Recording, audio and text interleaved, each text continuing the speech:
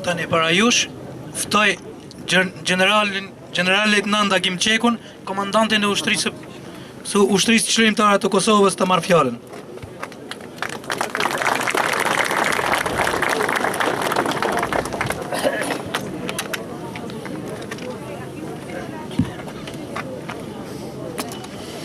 Të nderuara familjet e dëshmorëve, i nderuari komandanti i Brigadës 28 dhe veteran të Ushtrisë Shqiptare të Kosovës, të nderuar invalid të Ushtrisë Shqiptare të Kosovës, i nderuar zoti kryetari i komunës, i nderuar zoti general Kondesi Lame, të nderuar udhëheq, klerik, fetar, të nderuar Hasjan.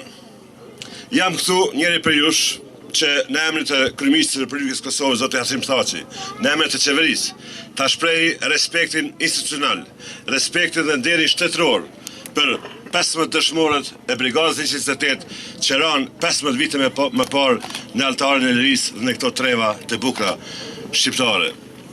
Duke nderuar këta dëshmorë, ne po nderojmë kontributin e madh të gjithë luftëtarëve të Brigadës 28, të rënë dhe të gjallëve. Po nderojmë kontributin e Brigadës 28 që e dha në betejën e Pashtrikut, që ishte vërtet një ndër epopeja të lavdishme të Ushtrisë Shqiptare të Kosovës dhe pjesë e rëndësishme e operacionit sulmues të Ushtrisë Shqiptare të Kosovës, Shigjeta. Por jam këtu dhe sot për të nderuar dhe respektuar, për të shprehur respektin e madh për ju, Hasjanët, për Hasin, për kontributin e juaj të jashtëzakonshëm që e dhat në luftë, për luftën, për vendin, për lirinë dhe pavarësinë e vendit tonë. Keni dhënë shumë. Kosova respekton kontributin e juaj, Kosova i respekton Hasin, Kosova i respekton Hasjanët dhe duhet lini krenar për atë që i dhat Kosovës, i dhat lirisë dhe pavarësisë së Kosovës. Nuk ka faqe të historisë sonë, edhe kësaj më të re të Ushtrisë Shqiptare të Kosovës, po dhe historisë më parshme ku nuk mund të hasni në Hasin, në njerëz të Hasit, në njerëz që kanë kaluar në Has, në kuvendet që në majtë në Has.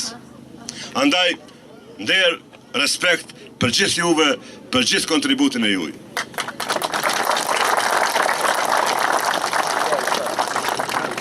Sot, edhe si shefi shtabit të përgjithshëm të Ushtrisë Shqiptare të Kosovës, si një ndër aktorët apo planifikuesit të operacionit Shigjeta, më lejoni që më nxiti komandanti juaj duke treguar tregimin e vet të atij niveli taktik që e ka pas përgjegjësi, edhe unë të tregoj një tregim për operacionin Shigjeta që ende nuk është tregu, që ende se ka marrë vlerësimin e merituar dhe që ende nuk kam pas rast të tregoj. Ju e dini që në nivelin ushtarak janë 3 nivelet, planifikimit, 3 nivelet të veprimit, ai strategjik, ai operacional dhe ai taktik. Une po flas për nivelin strategjik. Operacioni Shigjeta ka qenë një operacion sulmues, i pari operacion sulmues i Ushtrisë Shqiptare të Kosovës. Ka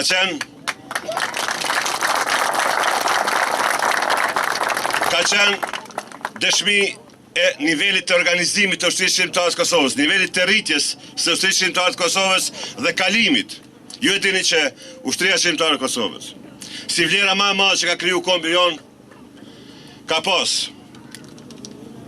strukturë, edhe komanduese, edhe organizative. Ka pas doktrin, ka pas strategji, ka pas plan dhe vizion për të ardhmen. Ka pas 3 faza të zhvillimit. Faza luftës guerile, grupet e vogla anë Kosovës duke kry operacione të karakterit të luftës guerile.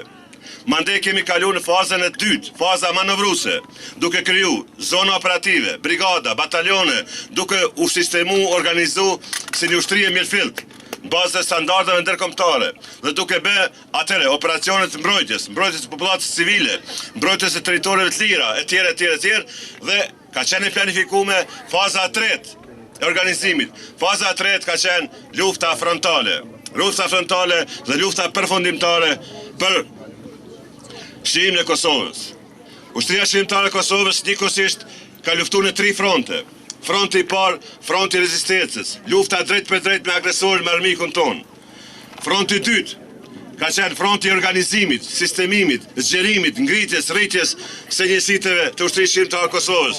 Shtrihesh atë në kund. Dhe fronti i tretë ka qenë mbarja fitimi i mbështetjes se faktorit ndërkombëtar, krijimi i aleancës me NATO-n, me faktorin ndërkombëtar, me miston ndërkombëtar. Gjitha këto tri fronte ne kemi përballu dhe kemi ardhur deri te operacioni Shigjeta. E tha komandanti, ka filluar me 23 maj. Pse me 23 maj? Dhe kjo e vendime strategjike që në marë nga shtabi përgjithshëm. Ne kemi shpall mobilizim gjithë përgjithshëm. Janë afru ushtarët nga gjitha visët troje shqiptare, nga diaspora, nga Amerika etj. Kemi organizu njësit luftarake dhe kemi planifikuar që kemi koordinu me faktorin ndërkombëtar. Ka fundi majit, ka fillu të zbehet shpresa për intervenim me forca toksore të Aleancës së NATO-s. Ne kemi pritur momentin që mos po i koordinojmë dhe ndërhyrjen me forca toksore me ta. Kemi qenë gashëm shumë më herët të fillojmë operacionin sulmues. Por e kemi fillu atëherë kur e kemi pa se ditët po kalojnë, shpresa po zbehet, kurse ushtarët tonë në pritje po i humb durimi. Dhe kemi fillu vetë. Fillimi i këtij operacioni sulmues e ka një rol të jashtëzakonshëm në përfundimin e luftës, në fitimin e luftës. Cili është, unë kam pas fatin, kam pas të mundësin, kam bisedu me akterët kryesor të nivellit strategjik të luftës në Kosovë, me zotin Holbrooke, me generalin Clark, pas lufte. Po dhe gjatë lufte kemi koordinu shumë. Dhe, në historin e luftës në Kosovë, janë 4 arsye, i kom pyet drejt për drejt, kemi thënë, pse u dorëzu Miloševići, pse u dorëzu pikërisht në atë kohë? Këta duhet ta dini, 4 arsye janë. E para është sepse filloi të humbaste, filloi ta humb edhe humbi mbështetjen e Rusisë. Rusia i tha, s'muj më me të mbrojt, pranoj kushtet e NATO-s. E dyta, ju ngrit akt akuza për krime luftën në Hag. E treta e rëndësishme, me 3 qershor, presidenti Clinton i thiri gjithë komandantët e ushtrisë amerikane, gjitha shërbimeve, si kanë në takim, edhe urdhëroi që të hartohet plani B-. Çfarë do të thonë? Plani B-, pa aleat e tjerë, vetëm aleat vullnetar. Amerika, Mbretëria e Bashkuar, edhe kush don tjetër. Edhe urdhëroi që të përgatitet plani, po shkoi me forca toksore, me 3 qershor. Por arsyeja e katërt dhe më e rëndësishme, më vendimtare është ofanziva e ushtrisë shqiptare Kosovës nga kufini. Pse? Dhe kjo është fakt historik, kjo është rëndësia e operacionit Shigjeta. Ju e dini mirë, ju kujtohet ndoshta, forcat serbe ka qenë të pozicionuara, të maskuara, të fortifikuara në pozicione për t'i pritur forcat toksore të NATO-s. Kanë qenë gjithë të mshefura nga bombardimet, në pozicione kyçe. Kanë qenë në pritje të ofanzives toksore, i kanë përcjell zhvillimet politike, e kanë pasur nuk ka unitet mjaftueshëm të NATO-s dhe kanë qenë bukur komod. Ofanziva jon i ka befasu. Kur i ka befasu, foli komandanti për nivelin taktik, për sukseset e njësive tona, batalioneve të ndryshme. Ata janë detyru që të dalin sipërfaqe, dalin nga toka dhe të lëvizin drejt kufinit, të lëvizin njësi të tëra nga mbrëmësia e Kosovës, nga Serbia, të vinë që t'i kundërvijnë forcat tona në pashtrik. Duke u ngritur, duke lëvizur në për rrugët, në për tona janë bë cak i NATO-s, cak i dukshëm, edhe NATO e ka lujt me ta. Për herë të parë në historitë të NATO-s o përdor aeroplani B-52, i cili godet caqe sipërfaqësore, me disa kilometra. Deri atëherë avion të NATO-s kanë goditur caqe individuale, aty këtu në i godin, në i ur, në i objekt, etj.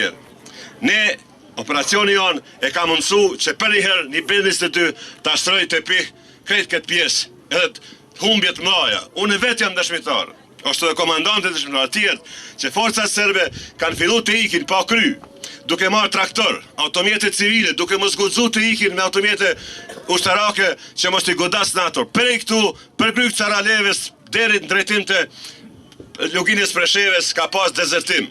Dhe Miloševići, po kthehem, e ka pa që ushtria shqiptare të Kosovës shumë shpejt për 2-3 ditë mund të shetit në Kosovë dhe ta marrë Kosovën vetë.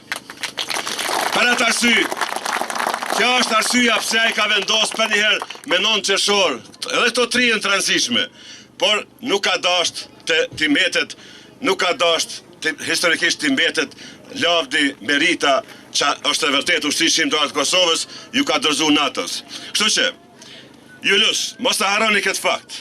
Mos të harroni, po ka zera të ndryshëm. Edhe nga faktori vendor dhe kombëtar, që të njolloset, zvoglohet ushtria shqiptare të Kosovës, minimizohet roli i ushtrisë shqiptare të Kosovës. Ti thuhet faleminderit veç NATO-s, etj. Po, faleminderit NATO, po NATO veç na ka ndihmu. Na ka ndihmu.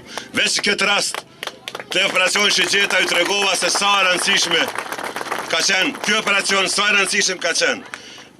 Dhe sa e rëndësishëm ka qenë në niveli koordinues, niveli strategjik. Më kujtohet shumë mirë, vjen mirë shumë që generali Kudusi la me këtu, kemi qenë komunikim të orë pasore ndoshta gjatë operacionit në nivelin operativ këtu, që të koordinohen veprimet me Ministrinë e Mbrojtjes që ka qenë prezente, që ka udhëheq këtë operacion të gjerë, duke filluar nga Kosharja deri te Orçushi, atje e kem pas edhe një operacion të vogël që t'i lidh forcat serbe në pjesën e sharrit e tjera. Kështu që mos e harroni, ushtria shqiptare e Kosovës ka qenë ushtri organizuar, mirëfillt, ka qenë e zojat merr operacione sulmuese, i cili operacioni sulmues përfundimtar, goditja e fundit, ju ka dhënë me operacionin Shigjeta. Këta dëshmorë që po i nderojmë sot, luftëtarët e shumt kanë bërë që kjo operacion, kjo betejë, kjo epope tjetë e pavdekshme. Atër, asgjë tjetër, vetëm lavdi të gjithë atyre që ranë për Kosovën, që ranë në këtë betejë, lavdi të gjithë dëshmorëve të kombit. Faleminderit.